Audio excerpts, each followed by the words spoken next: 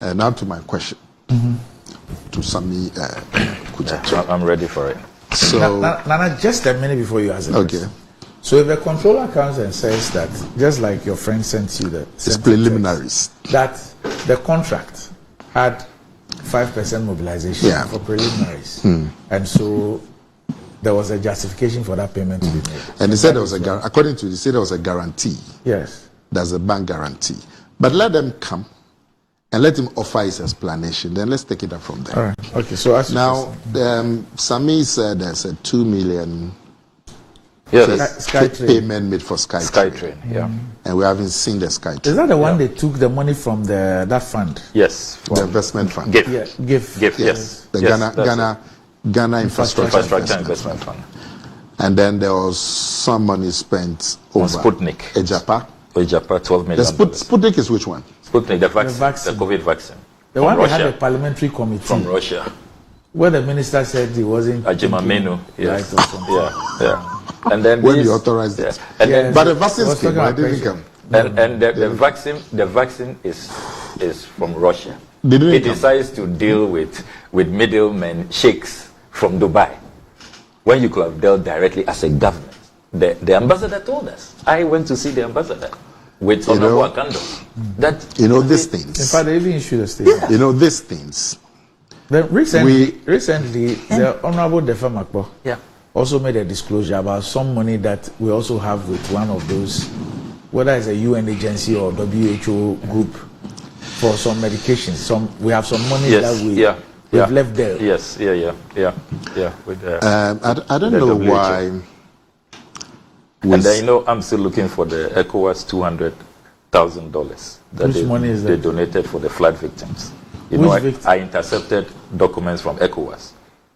Ghana applied for support from ECOWAS. You mean this spillage? Yes, spillage, yes. ECOWAS donated $200,000. Oh, okay. I'm still looking for the money. But since last week, you haven't gotten in touch with the minister and all the things we talked about at your point. Anyway, it looks just a small. It looks like we public officials charged with a project. We like middlemen power. Because you remember especially when they dress like sheikhs. Exactly. Yeah. Because Randy, you remember Ameri, the power plant business. Now is the Kumasi. They are married to one of the major controversies that was raised about Ameri was that we didn't go to General Electric, which manufactured the plant, and then the plant itself that we went for was owned by a great company called Mecta. But the sheikhs with the Sheikh Maktoum. The Russians say they're still looking for him. They don't know him. The Russians themselves cannot find him. They can find him. Then how can you find him? But oh my goodness. No, there seems to be a preference for middlemen. If you don't have money, if you don't have the money to buy, and you are looking for somebody with a financial capacity to do the transaction for you, that might make sense. Okay. But when you have the money, when you have the money to buy, why will you do that? You have an embassy here. You can walk to the embassy. Anyway, so that's an aside. Now, my question is, so there's $2 million paid from the Ghana Infrastructure Investment Fund for a SkyTrain project. Yeah. That has not happened. Yes. There's some monies that you say were paid for Ejapa. $12 million. Office facilities and so on. There's National Cathedral, $58.1 million. In fact, the SkyTrain, the Auditor General's report says that the company that was dealt with, they didn't even have the certification. Yes, they didn't. So what was the due diligence that was even done before $2 million was given to them? But you see, that's more the reason why I'm saying that. Because I have always said to you that the institution with oversight responsibility for public funds is Parliament. Yes. Not the executive. Yeah. And in fact, Parliament has the oversight because it's the executive that is spending. We have always lamented about the inability of Parliament to deal with the executive as far as their oversight of the public money is concerned. And we have said that it's always because Parliament has been weak in terms of the power structure in Parliament. That you have always had the party controlling the executive also having a majority, a vast working majority in Parliament. So it limits the ability of Parliament to perform the oversight over the public funds of Ghana. And that God being good in this Parliament, that weakness in Parliament is gone. Because you have the numbers being equal. And more importantly, you have the Speaker of Parliament who's vested with the powers of Parliament coming from the minority. So you have this issue about $2 million that has been paid for a SkyTrain project. And you have monies that have been spent over Ejapa, which we assume that is defunct. We are talking about Polugu now, simply because one MP raised the matter at a hearing. Yep. One MP raised the matter at a hearing. And all of us are now seized with the matter. And we believe that the proper officials who authorize the payments would be brought and we'll get to the bottom of it. One MP at a hearing. So when you have the forces of Parliament now balanced, in fact, it's tilted. I'm told the money is with WHO, $80 million. Mm-hmm. Which one is that? The money we have there that we have not gone to chase. Which one? With the WHO. The one I said that the Honorable Ablakwa wrote about. Yeah. One of our viewers has sent me. This is WHO. Mm-hmm. They are supposed to give us dash us some money? No. So medicines, I think we made payments. Yeah. And so we need to go for that. Yeah. The vaccines? Yeah. Not the COVID vaccines. I think as for WHO, they will pay us. I mean, this is a United Nations organization. No, it looks like we are not even interested in going to chase the money. Yeah. The money really? You remember that recently they even sent us drugs, which includes even very sensitive drugs for snake bites and all of that. Which were abandoned at the port for several months. You remember? Randy, just a single question from a member of Parliament that we've paid 80 million to WHO. We don't seem to have the drugs. Minister, where's the money or where's the drugs? One single question, which definitely will be admitted by the Speaker.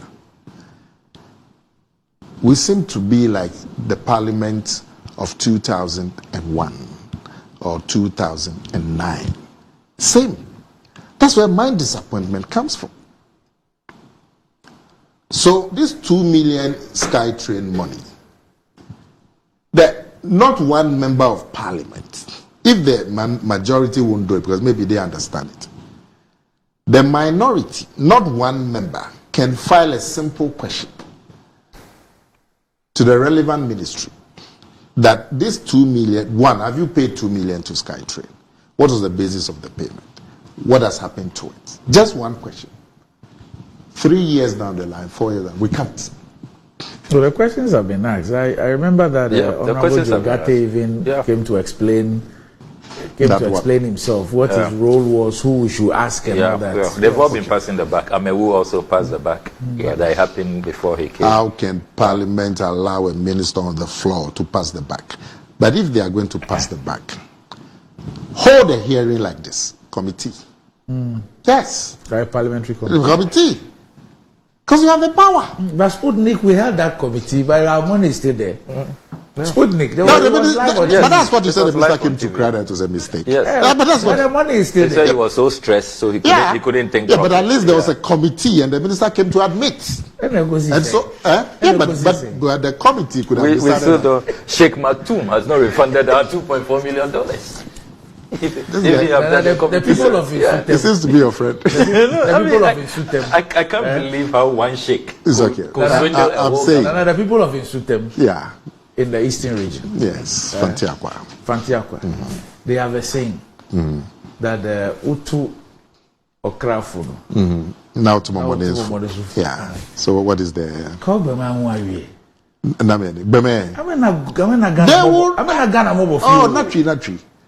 Not tree. They, I'm sure they will tell you that, like the message that I got from the editor, they will tell you that things are on course. But this message, yes, I'm saying. Yeah, but it says it's mobilization. How do you get to the truth? Right? You see, that is it, because I mean the people we politicians. So can he tell us where the cars are parked? He said they bought some cars. Mobilization. I think he was just speaking in general terms about what it will be for. Listen, I will give you his name and then you go and ask him. Okay. Because I also need to know where the cars are. But the fundamental issue that is affecting our democracy in terms of delivering accountability and probity is being lost. And so we have had, like it used to happen, accusations and counter. Look, I remember in the second parliament, there were 63. 1997 to 2000. There were 63 members of the minority. And there were 133 members of the majority. You have this elder, in fact, he was the oldest member of parliament at that time. J.H. Mensah. I was the youngest. So I was his opposite. Myself and Sly Mensah. But J.H. Mensah, the kind of probity and accountability, even with those numbers, the impact that he made, I think back to that time. Even before the 1997 to 2000 parliament, in the parliament of 1993 to 1996, the first parliament, Hawa Yakubu, one single woman,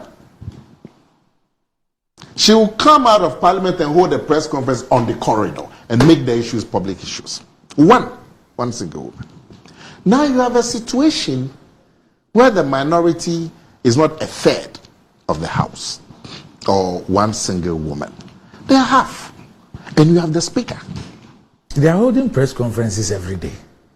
They are getting some parliamentary committees. Some. You see, listen. Some of us have even it's not about press conference. Everybody can hold press conference. Because you hold your press conference, you talk your story. Me too, I talk my story. Where is the accountability? There has to be a force that can prove to get accountability. So where are the independent? Now you see, where are the independent and you see, to illustrate, Nana? But they are agencies. Assuming that these guys are playing politics. I thought the reason, because the last time we were here and then I was talking about how unfathomable it is to see two agencies in the electricity sector trading accusations when our issue is about delivering electricity for us. Yeah. Now, last week, what did we see? 3 anti-corruption agencies trading accusations. Yeah. I've never seen some before in my life. On the Cecilia Adapa's issue. Attorney General says this. Yoko says this. OSP says this. The agencies that are supposed to collaborate.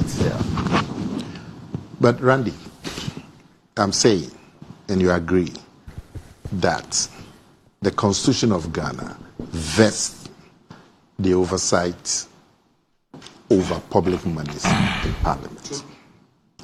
And as what we are speaking today, why are we speaking about it? Because a parliamentary committee. Yes. Why hasn't the public account brought all the people to come and answer about SkyTrain? Why hasn't the public accounts brought all the people involved to talk about Ijapa? You see, so for me, you need to move beyond the trading of accusations. Because as for that one, you say yours, I say mine. we talk about it until the next event comes. But there's rare power that can get to the bottom of these matters. So I'm a little disappointed that if this parliament, and I remember the J.H. Mensah parliament, just 61 people. And the impact was so good that in one election, the NPP moved from 61 to 800. It's a massive development. From 61, I mean, we're 63 because two members of the CPP are joined, but the NPP actually was 61. And we moved from 61 to 800 in one election because of the effective leadership provided. So when now that the numbers are balanced and the speaker is from the minority, it's like the Public Accounts Committee. The chairman of that committee and the majority of members on that committee are from the minority. It was designed by the Constitution to be the spearhead of accountability by Parliament. Now the entire Parliament can be likened to the Public Accounts Committee because the Speaker of Parliament is from the minority. And yet, you have these lingering issues. Say 2 million, SkyTrain. We talk about it. And then we go, then Japan, then talk about it. But shouldn't the executive who we voted for, who've taken our $2 million and given it to somebody for a SkyTrain, be telling us what has happened to the money? Now, if they haven't told you, yes, because they believe that they are acting in your best interest, and you believe they are not acting in your best interest, because you haven't seen the SkyTrain, how should that matter be resolved? They should be brought to accountability. The Parliament should stand for you and for the executive and say, because you and I, we can talk about it on this platform. Your platform goes everywhere. But that's all that it does. But it's the Parliament that can summon the board or the director of the Ghana Investment Fund and the railway minister. Parliament can summon all of these parties and have a live telecast and say, tell us about the SkyTrain. Tell us about the money. So that's what I'm telling you, that if you take the case of Sputnik, Parliament did that. That's how come the minister was able to tell us that he was under The minister said he admitted the mistake. Thinking, yes, but then Parliament, what did Parliament do?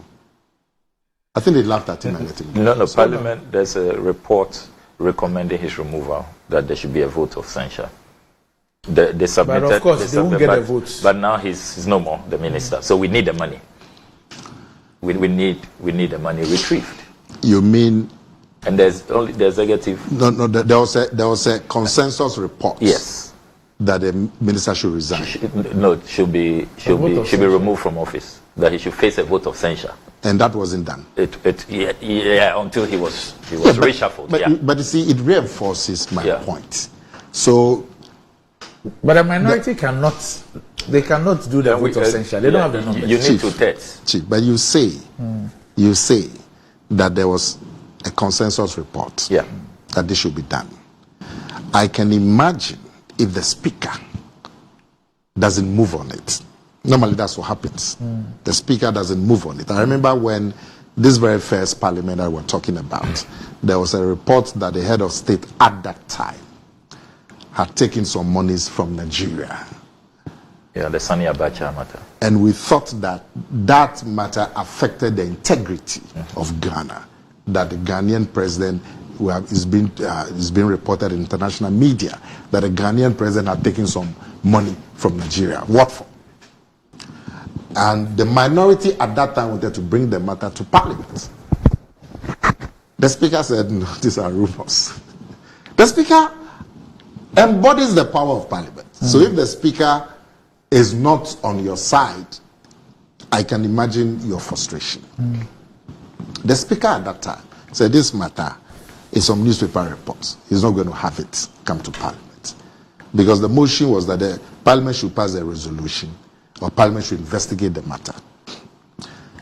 And so it went on and on and on because the speaker wouldn't allow it. And then the minority came with some background thing that the parliament should review the decision of the speaker.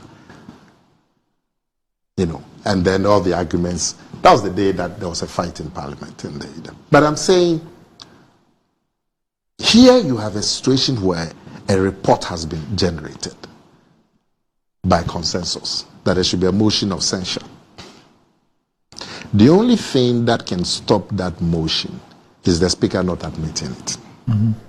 Because if there's a motion of censure and it's a secret ballot, and even the minister won, because before that motion there's going to be a whole debate about the conduct of the minister. And even if the minister won, and in this parliament, despite the things that the minorities say, but the one that they say they will fight, that's when they go and give in. I've never seen it before. And that's one of the reasons why the son of man himself had to leave. So you now know the reasons? I imagine, because I've never... for the record, I've never disclosed to Nana why I resigned. Just for the record. I have not said that is what you have told me. I've said that this is what because you have steadfastly refused to tell us why. So I'm just having an intelligent aid. So I'm saying that here's a situation where Parliament has the power. That power has not been effective because of the structure of Parliament since 1993. Fortunately for the country, you have a situation where Parliament is now, let's say, controlled by the minority. So the entire Parliament now is like the Public Accounts Committee. We should be getting much more than what we're getting. We're getting, because these raising issues, we used to raise issues when we were 61. And they will brush it aside. We used to raise issues when we were 61. Now it shouldn't be just raising the issues. So it's and then my second point is that Akomea Okudzeto says that the record of Akufo-Addo, the legacy of Akufo-Addo is bad. We talked about all of this. But if the record of Akufo-Addo is bad, John Mahama's record too is bad. You can't run away from it. Even if we limit ourselves to just dealing with the treatment of the public purse. Take corruption. We had JIDA. The JIDA corruption scandal. We had the SADA. The famous are confirmed and all of that. Bas Branding. The Ford. Saglemi. The tree planting. Sifting switch. Suba Info Systems. Plenty.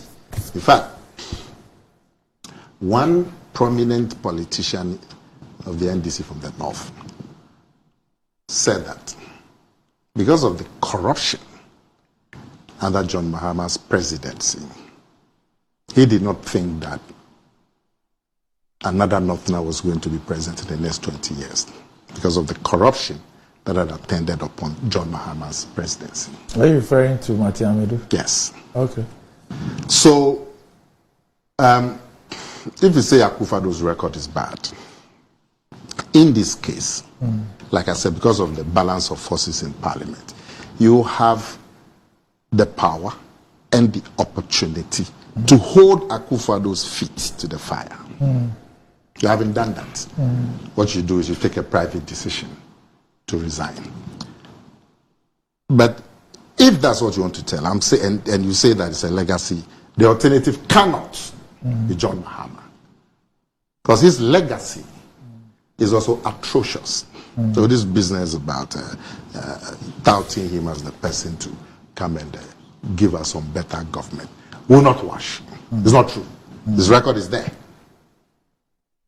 Don't come and fight. So let me ask you a question. Anyway, For the 7.5 years that you have been in power, what have you done about all these alleged acts of corruption that you have enumerated? Because you enumerated all those things prior to the 2016 elections, and you told Ghanaians which one? All of the things you mentioned, all those things. Now, now let me mention them again. Now you finish. Now you were given the opportunity to govern. Yeah. For the 7.5 years that you've been in power, what have you done about all these things that? It's a legitimate question. And if you are going to talk about some of the omissions of this government, I would say these are some of the omissions of the government. But be that as it may, just 3-4 weeks ago, we saw the results of an effort by government. Is it a Maslock? Is it Maslock? The lady? Yes. At least government has successfully prosecuted that matter. The current minority leader is in court. Our court processes take long. Even this Maslock thing, straightforward matter, took 4 years. But as we speak, the minority leader himself is being taken through legal processes for alleged corruption. That doesn't mean anything. What do you mean? It doesn't mean anything. The fact that he's before court doesn't mean he's guilty of any crime. Have I said he's guilty? No, I'm saying that because you're citing that example within the context. Yeah, but we are talking about fighting corruption. Yes. Yes, and I'm giving you instances where I have told you that I believe it should be more, both now and before. I said now, what do you mean? Oh, some of these issues that have been... you mean things that are happening now? And before. Because that's what we're talking about. Corruption is not a time-bound thing. Yeah. And I've said to you that if you ask me about some of the omissions of this government, some of these issues that are still working about, I would mention them as one of the omissions of the government. But be that as it may, you would agree that some effort is being made. And I've given you, and I'm giving you the examples, that in one case just a couple of weeks ago, we saw the successful prosecution. And as we speak, no less a person than the current minority leader is also being taken through legal processes for alleged corruption. We've also had cases where people, I think it's a national insurance, was it national insurance or national something? Communications. NCA. We also prosecute for procurement breaches. For procurement breaches and so on. No, not procurement breaches. Yes. No. Yes. For corruption. I think that had to do with the board chair. We saw monies that were lodged in people's accounts and so on. I'm saying that had to do with the board chair. Yes, but it's part of that. So beyond not the only person was beyond the procurement, there were cases where monies have actually been stolen. But I'm saying that is not enough. That we should be doing a lot more. But the president himself said he's doing his best. Who? The president himself. He said he's doing his best. Okay. Yeah. You know the Sputnik one we're just discussing? Yeah. When he went to the minister's hometown, you saw how he trivialized the issue and made a joke out of it? Yeah.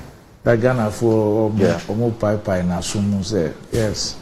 That's his best. When the president really spoke, doing his best. Listen, when the president spoke, he told you the laws that have come into place, the offices that have come into place. They said he's a clearing agent. He explained that it's not justified. And so what I'm saying is, he also feels he's doing his best. We can agree, or you can have the opinion that the best is not enough. No problem. But at least I'll give you just one example to buttress that. Just one example. No, but I'm saying to you that if you ask me, not an example of an act of corruption. But what?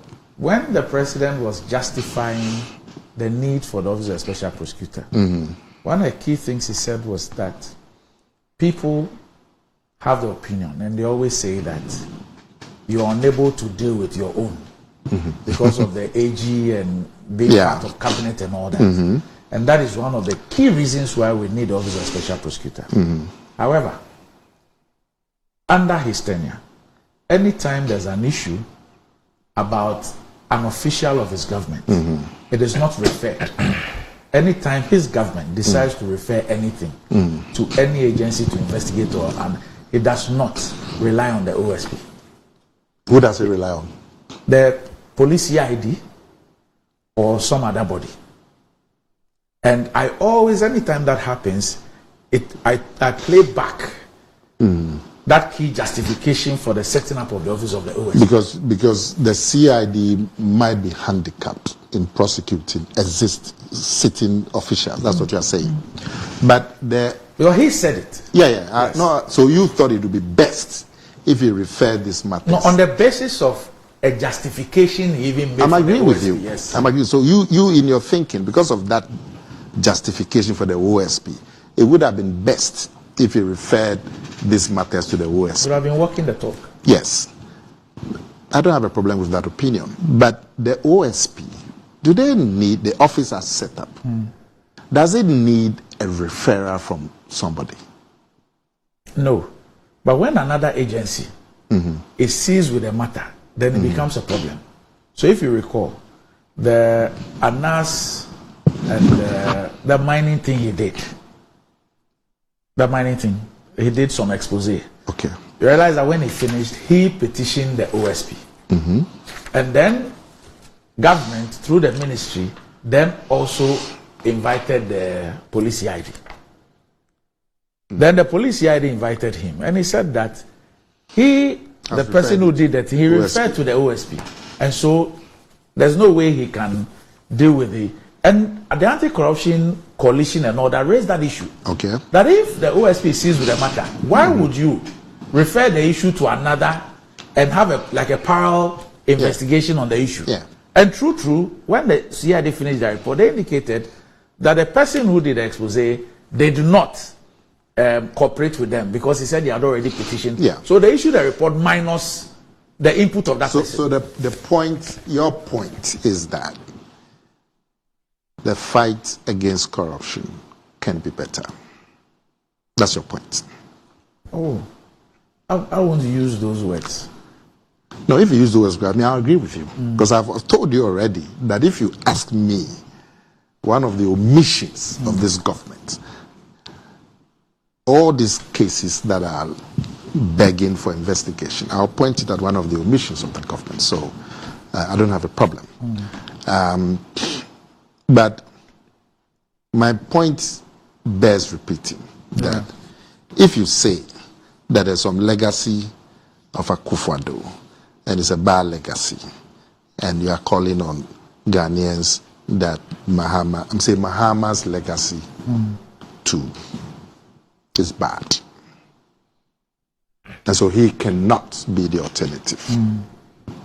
Doc, so let me respond to Nana Akomea's concern. We need to take a quick break. All right. I have the lawyer Edwin Tamaklu. Yeah, he sends my me friend. this text. He says, kindly tell Nana Akomea that there is no charge of corruption as an offense against the minority leader, at least I'm his counsel.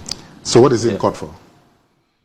What is the minority leader? No, it has nothing to do with corruption. I'm sure he can send us. I'm sure he can send us those charges. So what is he in court? You should tell us, though. He's in court for maybe breaking procurement law. Procurement. Okay. All right. We'll be back shortly. So, Doc, Nana Akomea's perspective on this matter, to be very honest with you, is akin to the one who says that let us not blame the person who opened the stable for the horses to bolt in the first place. Let us rather focus attention on the folks out there who failed to apprehend the horses when they have already bolted from the stable. You see, I'm saying that the one who you claimed let the horses bolt, he has a supervisor. And if the supervisor agrees that the stable keeper is not doing his or her work well, the supervisor should bring him into account. No problem. For all you know, yeah. the stable keeper doesn't even know that he's letting the horses bolt. That is even dangerous. It is more scandalous that you don't know that we've lost $58.1 million in the National Cathedral project. You don't know that we have lost $2.4 million to a shonky Sheikh Mark II, who is not from Russia, who is not from Russia, but Dubai, who had nothing to do with the invention of the Sputnik V vaccine for COVID. The owner of the stable doesn't know that $11 million has been lost in the Pualugu matter, $12 million on a Japan, $190 million gone under the Millennium Challenge Compact. That is even scary. It's a more frightening proposition to me. I am scared to death by that proposition. Look, let's be clear and honest. The buck stops with the leader.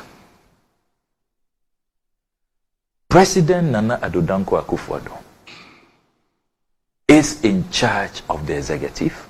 He is in charge of our national resources. What were some of the profound statements he made when he was seeking our mandate? One, I will protect the public purse. President Akufo-Addo repeated this in his inaugural address, albeit a heavily plagiarized address. Let's forget about the plagiarism. But at least the few lines that were his in that speech, he said he will protect the public purse.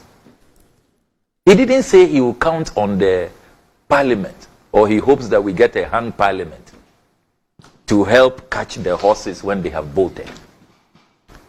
Another profound statement the president made, which I cannot forget, profound statement.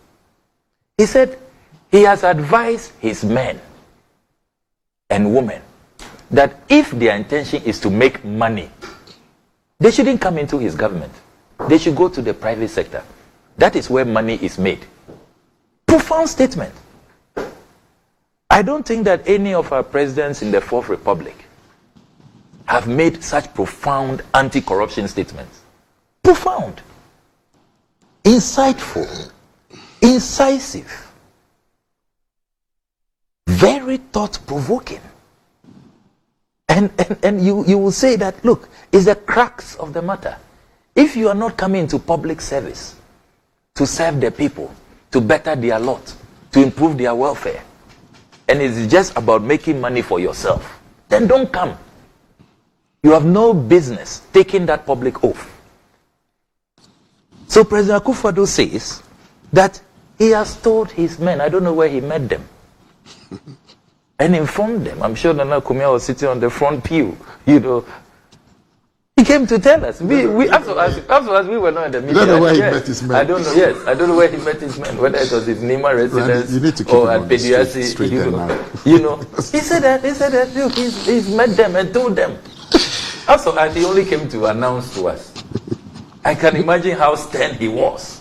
And when Nana Akufo-Addo decides to be stern, we've seen what he's doing to the chief. With his left hand. Hey, get up, national anthem. I'm coming to greet. Get up. So he can be stern. He told us that he met his men and told them that if you want to make money, don't come into my government. Go into the private sector. Profound statement. Another profound statement he made.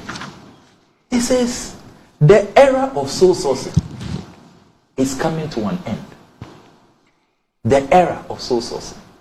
Today, there's an Auditor General's report on cocoa board, our cocoa sector, which says that 87%, in an unprecedented development, 87% of all cocoa road projects are single source, and they are inflated by as much as 3 times. And the Vice President's brother is at the center of it. They're enjoying the sole sourcing after promising us that they will end the era of sole sourcing. Then, this is my favorite. Doc, this one is my favorite. President Akufo-Addo told us, I will institute the ANAS principle in the fight against corruption. ANAS principle. What is the rationale behind the ANAS principle? So the ANAS principle is what you would describe as prevention is better than cure. So using intelligence gathering. So before your men and women decide to loot, to go and engage Sheikh Maktoum, who is not from Russia, is not linked to Sputnik V in any way, and comes to collect her $2.4 million, you will pick it up undercover. Because prevention is better than cure. President Akufo-Addo didn't tell us that he will come and count on a hanged parliament, or he's hoping that there will be an NDC speaker of parliament. So this attempt always, and it's been very consistent, let us, anytime there is corruption, there is looting, there is blatant graft, let us shift the discussion away from the real looters, those who have engaged in the looting, and go and be chasing some MPs somewhere who are not debating like J.H. Mensah or Hackman Osu-Ajiman or Kwame Nabatels of old. I will not fall for that. Now, having said that, I also recognize that we in Parliament have a duty because the whole principle of three arms of government, having a legislature, is for checks and balances. So when you have a very bad president who has made these profound statements and has failed, you don't say that, let's give up. You need to be forceful in trying to salvage what is left. And on that score, I agree with Nana that this parliament has to do more. Look, there are so many motions that are pending. For example, motion on the National Cathedral probe. You have a situation where almost a year now, the majority group, the MPP side, is refusing to submit names. The motion has been filed. Speaker admitted. We have had the debate. There was no objection that we need an inquiry into this monumental scandal. A resolution is passed by the House. It is just left with names to be submitted. Our names have been ready from that night. We submitted 4 names. Our colleagues on the other side, almost a year now, stalling the process. But I mean, what you say, the example you give, does it not then fall in tandem with the point Nana makes? Mm-hmm. That look, in situations like this, you have the speaker. Yes. So if the speaker is supposed to be from your side. Yes, and you expect that he will crack the whip. Yes, and Parliament has decided that we need to set up a committee. Yeah. Both sides are supposed to provide members. Mm-hmm. The minority is provided membership. Mm-hmm. The majority has not provided membership for 1 year. Yeah. I mean, I agree with you. Even though I've been combing the standing orders, and such a situation, it appears that the standing orders does not anticipate, and so is silent on what should happen to the majority group and their leadership for failing to do that. I still hold the view. But in the absence of a clear distinction, does the standing orders all provide for the speaker to then step in and give a ruling? Yes, because the standing order says that in matters that are not provided for, that there is no clarity, the speaker has the authority to step in, and settle the issue. So I will expect, and we are going to be reminding the speaker, because all of this collectively does not help our image, even though in this case it is a majority group that is stonewalling and sabotaging the process. I mean, you take the Sputnik V probe, we had the probe, then it came to having the vote of censure. I don't know why that stayed on the order paper for many months. So there again, you can say that as an institution, we could have done better. So feedbacks like this should be taken in good faith, and we have a few months to regain the faith, because as of the executive, poll after poll, you can tell that it's probably the most mistrusted institution when you look at the polls, where many Ghanaians say that they've just lost confidence in the president's so-called war against corruption. He's become, the fulcrum around which corruption is thriving. Then, Doc, the fundamental discussion we must be having is that why is it that in this country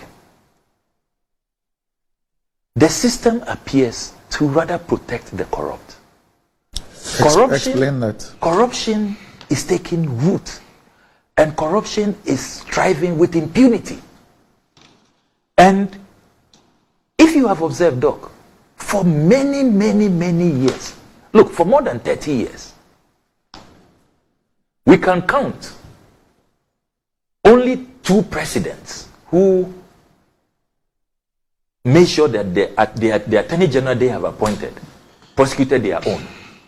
Only 2. President Kufuor with Malam Issa, the sports minister, who was eventually jailed over Black Stars money that got lost. And then President Mahama, whose record is really unmatched in terms of what, and I don't want to remind the family of Abu Gapele and others, I don't want to do that. But his own people went to jail.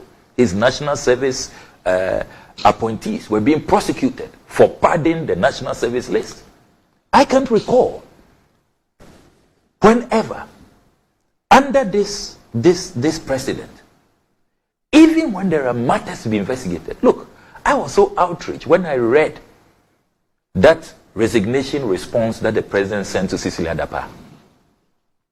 Oh, you have accepted your resignation, my dear Cecilia Dapa. Don't worry. I know you'll be vindicated with time. It was like a love letter to like a loved one. Serious corruption matter. Millions of dollars found under a bed. The country is in uproar. There's an upheaval. People are outraged. People are livid. And then the president is saying that, oh, you will be vindicated. When all the anti-corruption institutions see that letter, are you surprised that now they are at each other's throat? Nothing has come out of it. So the question we must be asking ourselves is that, what kind of architecture is this? What kind of regime is this that those who engage in corruption feel so emboldened, are protected, and the only way you can have some accountability is when there's regime change. So now the fight against corruption is not fighting current corruption and corruption of your own, but it is fighting the corruption of your political opponents. And political opponents are hoping that one day when they get power, then they deal with the corruption that is happening now. I mean, what system is this?